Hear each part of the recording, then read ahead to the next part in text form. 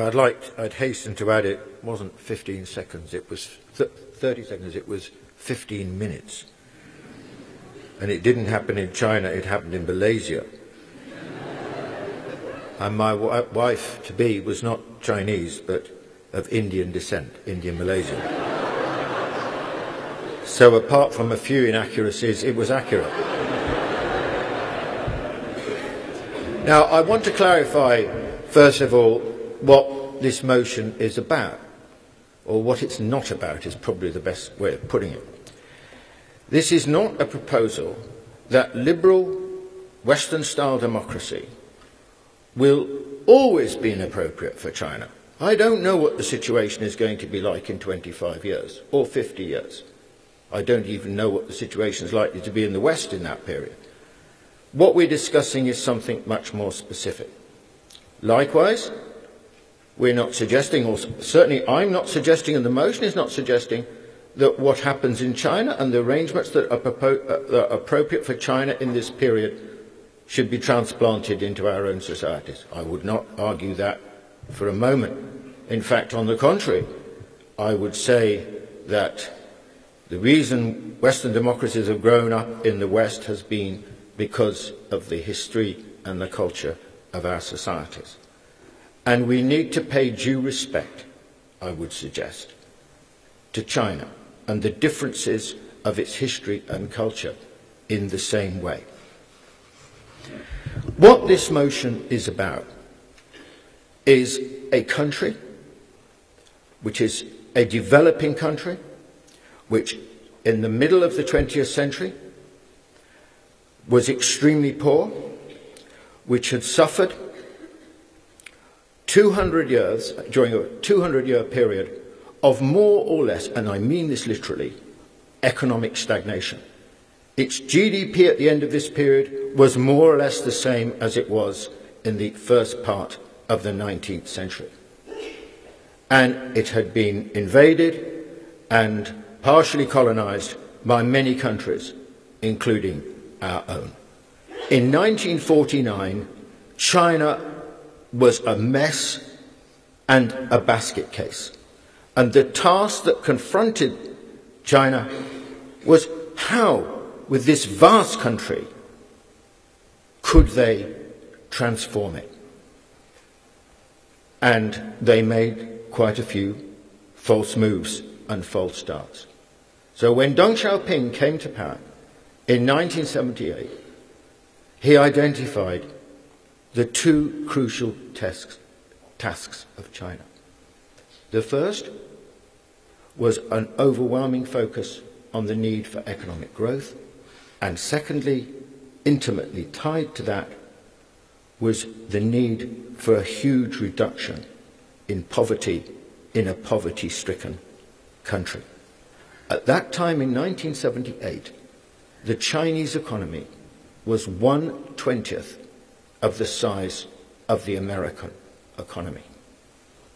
And since that move from the end of the 70s in the direction of economic reform, we have seen the most remarkable economic transformation in human history. A population of 1.3 billion people, 1/5 of humanity, its economy growing at 10% a year, to the point where, today, the Chinese economy is half the size of the American economy. And there's a general view now that the Chinese economy will overtake the American economy in size around about 2018. This is truly remarkable. And I want to correct you, Anson, because it's just not true that the British experience or the American experience of industrialization in any way compares with the Chinese achievement. The British Industrial Revolution between 1780 and 1830, which was the key period, or you can push it to 1840, the growth rate was around about, on average, 1.5% a year. 1.5% a year. And that was a population of, 20-30 million at that time, probably more like 20 million at that time. Or take America. You mentioned America. Well, the period between the end of the Civil War, the mid-1860s, to 1914, the American growth rate never exceeded, on average, something like 3.5%. And that, of course, again, was a much smaller population. So that is why I suggest that this is the most remarkable economic transformation there has ever been. And it has been presided over by the Chinese government. And it has lifted, I mean, let's remember this as well. If you look at the reduction in global poverty over the last 30 years, China is responsible for the overwhelming bulk of that reduction in poverty. If you take China out of the equation, actually the global performance has been very disappointing. Now, I challenge the view that the Chinese government does not enjoy the support of overwhelming mass of Chinese people. I don't know, if you look at, for example, the Pew Global Attitude Surveys, the support for the Chinese government is extraordinarily impressive. If you look at Tony Sach's work from the Harvard Kennedy School in terms of the levels of satisfaction amongst the Chinese in terms of their government, the ratings are extremely high indeed. And is it so surprising? If your living standards are growing, as they have been now for a while, at roughly the same pace of economic growth, 10% a year, then, it's quite likely that your population is going to be rather pleased with government. And I challenge the idea also that, the political of course, there are many things that are different from what we're used to, which we would certainly object to. But the idea that the sort of political atmosphere, the political environment is frozen is a mistake. I mean, the idea that you said dissent is crushed. Excuse me, I mean, there are about 150,000 mass incidents every year in China in which people, which mainly consists of farmers objecting to what they regard to be the illicit seizure of their land by local government, flogging it off to property developers, and these actions are they're reported in lots of places, and they take place, and it's not true that they're all suppressed. And sometimes when there is suppression, like in Wuhan, actually the authorities are forced to retreat. Or take the wave of strikes in Guangdong province and along the eastern coast in Shanghai in 2010 and 2011. Tens and tens of thousands of people on strike. And they were not suppressed. They were allowed to happen. And the result? Huge wage increases. The minimum wage in Beijing was increased during that period by 30%, Shanghai roughly similar, and so on. Huge lift in living standard. So it's not good enough, to be frank, to paint China as this sort of autocracy with a central government which suppresses everything. There has been a huge shift in the personal freedoms of the average Chinese since the death of Mao. You've only got to go to Shanghai or to Guangzhou or to Chengdu and you can see it on the streets. And it's not true that everything is censored. Actually, the censorship in China is much lighter than it used to be, much lighter. And the access to information, sure, there are controls on the internet, but quite frankly, if you want to, you can get round them. So this is a society which is throbbing, actually, and it's vibrating with debate, contrary to the picture that Anson has presented, which is a very common picture presented to Western audiences. I wanted to just say something else. You see, my concentration in what I want to say is really about China as a developing country. Now, let's take a comparative example, India. In 1950, which has got, in many ways, a most impressive democracy, in 1950, the Chinese economy and the Indian economy were more or less the same size.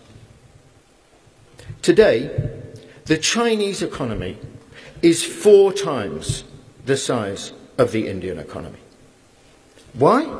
Because the economic strategy pursued by the Chinese has been far more successful than the strategy which has been employed by India. And India has a great problem.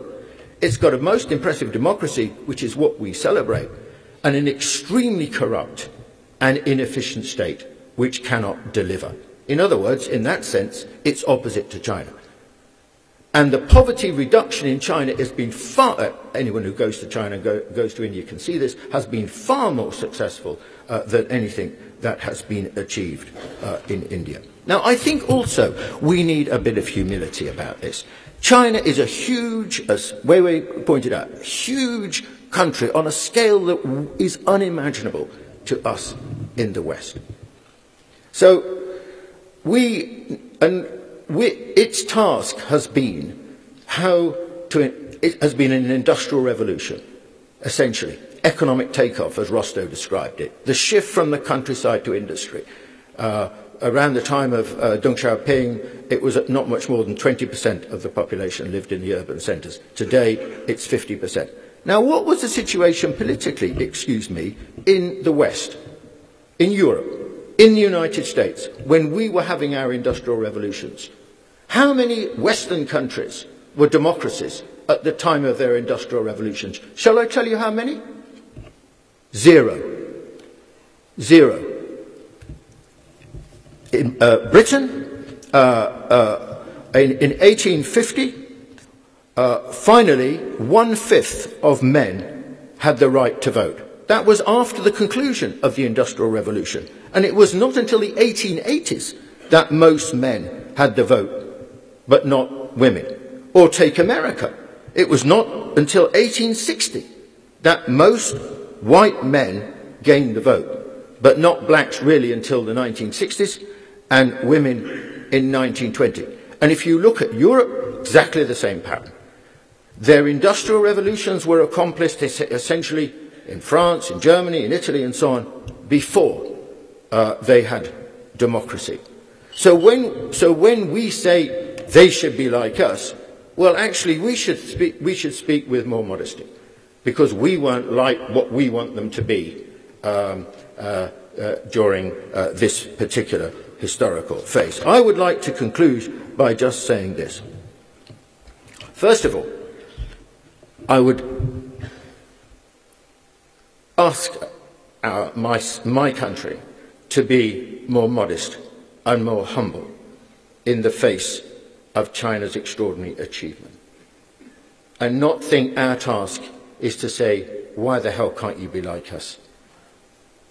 But on the contrary, I think what we need with the rise of China is a much more humble attitude, which recognizes and respects their achievement, and also is willing to learn from them. And what we're going to face, I think, now, is not just feeling that democracy is important, but also we need to learn from the Chinese about state competence. This is not a subject that's been discussed in the West, but it will be discussed in the West. And here we have much to learn from the Chinese. Thank you very much.